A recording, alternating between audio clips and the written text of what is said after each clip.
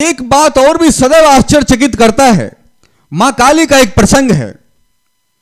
जब वो रक्त बीज का वध करती थी तो उसका खून जैसे ही धरती पर गिरता था तो दूसरा रक्त बीज खड़ा हो जाता था और वह उतना ही ताकतवर होता था।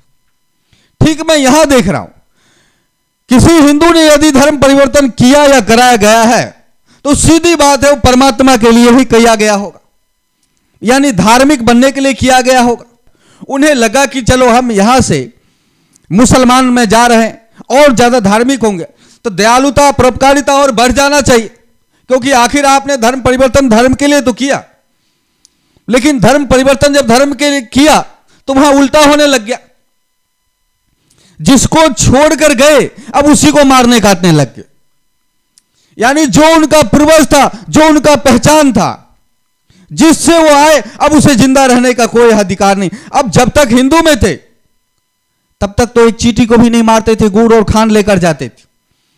आज मुसलमान बनते के साथ जहां से छोड़कर गए उन्हीं का वध करने लगे, उन्हीं का हत्या करने लगे। आखिर कश्मीर में हुआ क्या? जो मुसलमान कहते थे या तो कश्मीर छोड़ो, या तो इस्लाम धर्म को स्वीकार करो, या तो फिर हमारे तलवार का शिकार हो जाओ, या तो तुम मरने के लिए तैयार हो जाओ, या तो कश्मीर छोड़कर भाग जाओ, या तो इस्लाम धर्म को स्वीकार करो। तीन में से एक काम कर सकते। ये कह कौन रहा था?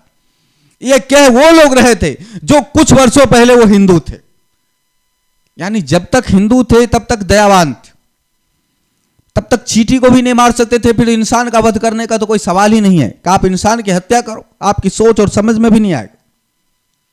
लेकिन जैसे ही मुसलमान बन गए तो इंसान को गाजर मूली की तरह काटने लग गए और काट कर फिर गर्व करने लग गए। यदि धर्म परिवर्तन करके आप गए हो और यदि आपको लगता हो कि नहीं हम पहले की तरह रहेंगे, हम किसी का हत्या नहीं करेंगे, हम पहले की तरह रहेंगे, एक तो ऐसा संभव नहीं है। यदि मान लेते हो को ऐसा रहना है तो आप इस्लामिक पद्धति के अनुसार जो साधना करोगे और उस साधना में यदि कह दिया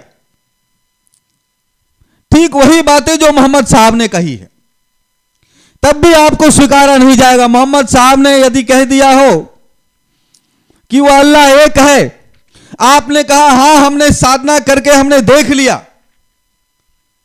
हमने इस्लामिक पद्धति के अनुसार तप और तपस्या करके देख लिया कि वह अल्लाह एक है और उसका रसूल मोहम्मद ही है, ये बात मोहम्मद ने जो बात कही सत्य है, तो भी आप मार दिए जाओगे तो भी आपको स्वीकार नहीं है। आप दूसरे का गला ना काटो तो ठीक है, लेकिन अब आपका गला काट दिया जाएगा।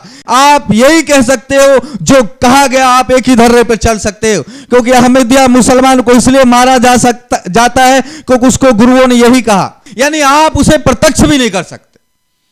जो अल्लाह है उसे सिर्फ मान सकते हो, उसे यथार्थ नहीं कर सकते हो। यदि आपने यथार्थ कर दिया हां मैंने अल्लाह को देखा है, तो नहीं, आप कौन होते कहने वाला? ये बात तो सिर्फ मोहम्मद साहब ही कह सकते, तब भी आप बर्खास्त कर दिया जाओगे।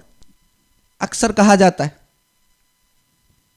खासकर हिंदू धर्म तो ये कह सकते हैं क्योंकि इनको कहने में कुछ इनको ऐसा नहीं लगता कि इनके धर्म का कोई हानि हो जाएगा, इसलिए कहते थे रघुपति राघव राजा राम पतित पावन सीता राम, अल्लाह ईश्वर तेरे नाम सबको सम्मत दे भगवान।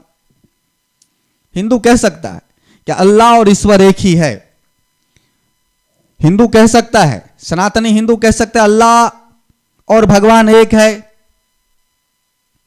लेकिन कोई मुसलमान नहीं कह सकता है कि वह भगवान एक है। ना उस भगवान को ना उस अल्लाह को कहीं और देखने का कोई उपाय, क्योंकि उसे फिर शिर्क कहा जाएगा।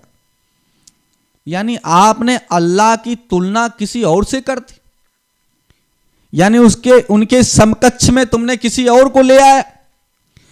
आप कितना भी प्रेम से बोलो, आप कन-कन में उस अल्लाह को देखने का यत्न भी करो तो आप कन-कन में कैसे देख ली, तो आप शिर्क हो, तो भी आप इस्लाम से खारिज कर दिए गए। दूसरी तरफ कहा गया कहीं बलजोबड़ी, कहीं बलपूर्वक, कहीं आपका गला फंस गया और कोई बोले कि भाई या तो तलवार या तो कुरान, तो आप उस समय जान बचाने के लिए यदि कुरान पकड़ ले, अभी तो स्वीकार कर लेते, नहीं तो ये लोग जान से मार देंगे, तो उसको यदि इस तरीके से कर लिया और बाद में निकल गए तो भी आपको छोड़ा नहीं जाएगा, आपको इस्लाम माना नहीं जाएगा, आपकी हत्या निश्चित है, क्योंकि ऐसे लोगों को मुनाफिक कहा गया है। यानी जो इस्लाम को बलपूर्वक ही जबरदस्ती धारण किया तो इस्लाम में रहे, कहीं से निकलने का कोई उपाय नहीं, नहीं तो इस्लाम का वो मुनाफिक कहा जाएगा, उसे मार दिया जाएगा। यदि ऐसा हो कि आपने इस्लाम को स्वीकार किया हो और आप सब मान रहे हो, मोहम्मद भी पैगंबर ही है, अल्लाह भी है, कुरान भी, आप सबको मान रहा हो, लेकिन थोड़ी सी दिनचर्या और थोड़ी सी रास्ता आप अलग हो गया, आप मजार जाने लगे, आपने कहीं और थोड़े श्रद्धा रखे, लेकिन मेन श्रद्धा, मुख्य श्रद्धा आप वहां ही रखे। जैसे कि मुंबई का हजेली या अजमेर की दरगाह कोई मुसलमान जाने लगे और वहां चादर आदि चढ़ाने लगे, तब भी आप मुशरिक हो, यानी आप इस्लामिक, आप नहीं मानो जाओगे, आप मुसलमान, आप इस्लाम को नहीं स्वीकार कर रखे हो। आपकी निसंदेह जब तक आपको बर्दाश्त कर रहे मौका लग गया तो आपकी हत्या निश्चित है। किसी मुशरिक का इस्लाम में कोई जगह नहीं है कि उस अल्लाह को नमन करने के बजाय या उस अल्लाह के बराबर किसी और से मांगे। आपको संतान मांगना है तो आप अजमेर की दरगाह से ना मांग सकते, आप उस अल्लाह से मांगो। आपको दुआ करना है, प्रार्थना करना है, जो करना है आप उस अल्लाह से ही करो, कुरान से ही करो, मोहम्मद साहब से ही करो। कहीं कुछ है आप नहीं देख सकते, आप अजमेर की दरगाह आदि नहीं मान सकते। यदि मानोगे तो तभी तक जायज है जब तक मौका नहीं है। जिस दिन मौका लगा तो फिर इस मजार को वो लोग ही नाश कर देंगे, उन्हें यह स्वीकार नहीं है। यदि कहीं ऐसा हो कि आपको जबरदस्ती कोई मुसलमान बना दिया गया हो और आप सोचे चले हम तो बने, हम आगे कुछ ना बोले, चुप्पी साध कर बैठ जाओ, आप तो आप कुर्फ कहलाए, यानी आप भी वहां गद्दारों के लिस्ट में आ गए। आप मुनाफिक हो तो गद्दार हो, कुर्फ हो तो गद्दार हो, मुशरिक हो तो गद्दार हो, शिरक हो तो गद्दार हो। क्योंकि ना शिरक होना है, ना अल्लाह के नाम का कहीं और उच्चारण करना है, ना किसी और से उसकी तुलना करना है, ना ही ऐसा है कि कहीं मुसलमान आपको बना दिया गया तो आप बाद में कहीं निकल जाओ तो आपको छोड़ा नहीं जाएगा, आप मुनाफिक हो। ऐसा भी नहीं है कि आप अल्लाह को भी मानते हो, उनके सारे जो भी उनका नियम है उन सारे नियम को भी मानते हो और साइड में कहीं कुछ और आप करने लग गए तो भी आप नहीं माने जाओगे, आप मुशरिक हो गए। जब मौका लग जाएगा तो फिर आपका सत्यानाश किया ही जाएगा। और यदि आप डर से, भय से, किसी कारण से इस्लाम को स्वीकार कर लिया, मुसलमान हो गए और आपने उसका प्रचार प्रसार ना किया, कहीं आगे ना उस बात को बढ़ाए, तो आप कुर्फ कहलाए। और दूसरा, जो इस्लाम में नहीं है वह काफिर कहलाए। इस्लाम के लिए सबसे मेन बात, दूसरे सारे धर्मों में थोड़ी ये बातें तो है, मिला जाए, जुला जाए, बात किया जाए, धर्म का प्रचार प्रसार करने का तरीका कुछ अलग अलग हुआ जाए। इस्लाम का तरीका बड़ा ही खतरनाक। इस्लाम गैर इस्लामिक को कभी धर्म मानता ही नहीं।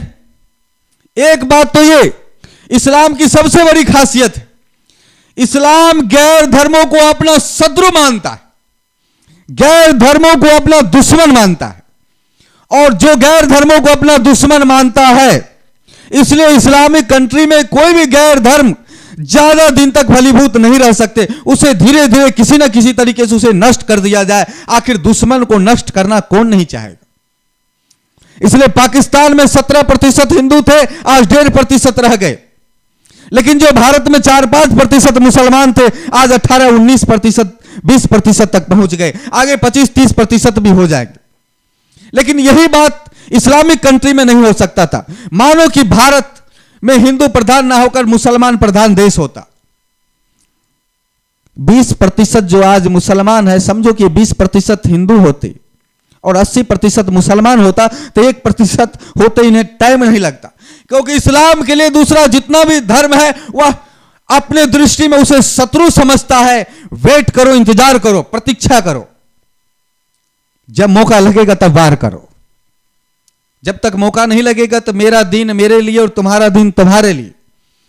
जब मौका लगे तो मेरा दिन भी तेरे लिए और तेरा दिन किसी के लिए नहीं। एक बात अक्सर मौलवी कहते हैं और जाकिर नायक ने भी कहा, और जाकिर नायक से जाके पत्रकार ने पूछा, ये जो मुसलमान हैं इंसानों की हत्या करते हैं, इसका विरोध क्यों नहीं करते, क्या इस्लाम में जायज है? तो जाकिर नायक कहता है, इस्लाम में तो साफ साफ लिखा है एक भी बेगुनाह की हत्या करना इस्लाम में सबसे बड़ा अपराध। अब यहां पर ये देखो, एक भी बेगुनाह की हत्या करना इस्लाम में सबसे बड़ा अपराध है। तो जो हत्या की जा रही है वो यदि गुनाहगार है तो जायज है, पर बेगुनाह है तो फिर नाजायज है। लेकिन बेगुनाह यह कैसे साबित होगा? बेगुनाह तो तभी हुआ ना, यानी इस्लाम में बेगुनाह की हत्या नाजायज है। इस्लाम में बेगुनाह की हत्या इस्लाम की हत्या के बराबर है। तो बेगुनाह की हत्या का मतलब क्या? यानी पूछा जा रहा है, इंसान की हत्या मुसलमान कर रहा है तो यह क्या जायज है? बोलता है इस्लाम में तो साफ लिखा है कि किसी बेगुनाह की हत्या जायज नहीं। गुनाहगार और बेगुनाह यह अदालत तय करेगा कि जाकिर नायक तय करे। जिस देश का अपना कानून है उस हिसाब से होगा। लेकिन यदि गुनाह और बेगुनाह, तो फिर यहां देखना पड़ेगा इस्लाम में एक भी बेगुनाह की हत्या जायज नहीं है। तो फिर वो बेगुनाह कौन है? बेगुनाह वो है जो मुसलमान है। जो गैर मुस्लिम है वो गुनाहगार है। क्यों? क्योंकि उससे कहा तो गया था आप इस्लाम स्वीकार कर लो, आपने इस्लाम स्वीकार नहीं किया, इसलिए आप गुनाहगार हो। और यदि आपने इस्लाम स्वीकार नहीं किया तो आप गुनहगार हो, तो फिर आपकी हत्या जायज ही है। तो फिर मुसलमान कौन है? किसे मुसलमान कहा जाए? मुसलमान वह है जो अल्लाह के वजूद को जानता हो, अल्लाह के वजूद पर विश्वास हो, जिसका वो मुसलमान है। लेकिन सिर्फ अल्लाह के वजूद पर विश्वास हो, सिर्फ इतने भर से मुसलमान नहीं होगा। वजूद मतलब अल्लाह है, सिर्फ इतना भर से मुसलमान नहीं होगा। अल्लाह का तौहीद भी होना चाहिए मुसलमान होने के लिए। यानी अल्लाह का वजूद है तो अल्लाह का तौहीद भी होना चाहिए। अल्लाह है यह विश्वास करो, वह अल्लाह एक है यह भी विश्वास करो। यदि वह अल्लाह है यह विश्वास करो, अल्लाह का वजूद है, वह अल्लाह एक ही है यह भी विश्वास करो, तब भी मुसलमान नहीं हो। मुसलमान होने के लिए जितना पैगंबर आए सारे पैगंबर पर विश्वास करो। आप सारे पैगंबर पर विश्वास नहीं करोगे आप मुसलमान नहीं हो। सिर्फ अल्लाह के वजूद और तौहीद पर विश्वास करोगे तो आप मुसलमान नहीं हो। आपको मुसलमान होने के लिए अल्लाह के वजूद पर विश्वास करना होगा। आपको मुसलमान होने के लिए दूसरा अल्लाह के तौहीद पर भी विश्वास करना पड़ेगा। आपको मुसलमान होने के लिए दुनिया के तमाम पैगंबर पर विश्वास करना पड़ेगा जो इस्लाम से है। और आपको विश्वास करने के लिए पैगंबरों के किताब पर, जितने किताब है सब पर विश्वास करना पड़ेगा। और वो सारे विश्वास यदि कर भी लिए सारे पैगंबर पर, सारे पैगंबरों के किताब पर, अल्लाह के तौहीद पर और अल्लाह के वजूद पर, तब भी आप पक्के मुसलमान नहीं हो, तब भी आप मुसलमान हो ही नहीं। सारे पैगंबरों में से मोहम्मद साहब आखिरी पैगंबर है यह विश्वास करना होगा। और यही कुरान अंतिम सत्य है यह विश्वास करना पड़ेगा। और यदि ये मोहम्मद साहब अंतिम पैगंबर है, ये कुरान इस सारे पैगंबरों के किताब का सार और कुरान है अल्लाह का अंतिम संदेश है, यह विश्वास करते हो, वजूद और तौहीद पर विश्वास करते हो, फिर भी आपको और कुछ करना पड़ेगा। 5 वक्त का नमाज आपको पढ़ना पड़ेगा, रोजा रखना पड़ेगा, हज रखना पड़ेगा। हज, रोजा, 5 वक्त का नमाज, इनमें से आप कुछ भी एक को छोड़ते हो तो आप इस्लाम से खारिज माने जाओगे। यानी जितने मुसलमान हो, यदि ये सब करते हो तो मुसलमान हो, ये सब नहीं करते हो तो मुसलमान नहीं हो। आप वजूद पर तो हो, आप तौहीद पर तो हो, पैगंबरों पर तो हो, मोहम्मद साहब ही पैगंबर है और कुरान ही है तब तो हो। रोजा नहीं है, 5 वक्त का नमाज नहीं है, और 5 वक्त के नमाज के बाद हज यात्रा नहीं है, तो आप मुसलमान नहीं हो। आपको इस्लाम से खारिज माना जाएगा। और आप मुसलमान पक्के हो जब ये सारे चीजें आपके साथ होना चाहिए, तभी आप पक्के मुसलमान। अब यहां ये सब में से यदि आपके पास कुछ ना हो, आप सिर्फ अल्लाह से प्रेम करो, उसके इश्क में इतने डूब जाओ, वही वो हो और आप उसमें डूबे रहो, तब भी कोई चांस नहीं। आपको इस सिस्टम के अनुसार आपको चलना ही पड़ेगा। यानी उस अल्लाह को दिल से प्रेम करो, हृदय से स्नेह करो, अल्लाह अल्लाह करो, अल्लाह में ही रट रहो। हर तरफ अल्लाह ही अल्लाह दिखे तो आप मुसलमान नहीं हो।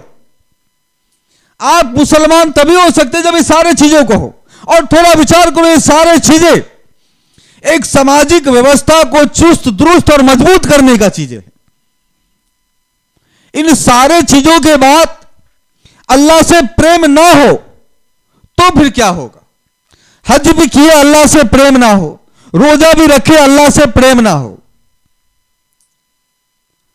अल्लाह पे विश्वास भी हो कि अल्लाह है और प्रेम ना हो, उसके वजूद और तौहीद पर भी रहे, वही पैगंबर है, वही नबी है, वही कुरान है, सारे चीजों को मान रहे हो बुद्धि बुद्धि तक, और हृदय से प्रेम ही ना हो, तरफ ही ना हो, इश्क ही ना हो, तो फिर उस परमात्मा का किसी के साथ मेल हो कैसे सकता? ये सब ना हो और उस अल्लाह से प्रेम हो तो ये बात समझ में आता है। लेकिन अल्लाह से प्रेम हो या ना हो, ये सब हो तो ही आप मुसलमान हो, और अल्लाह से प्रेम हो और ये सब ना हो तो ना जाने कब खारिज कर दिए जाओगे, कब निकाले दिए जाओगे, पता नहीं।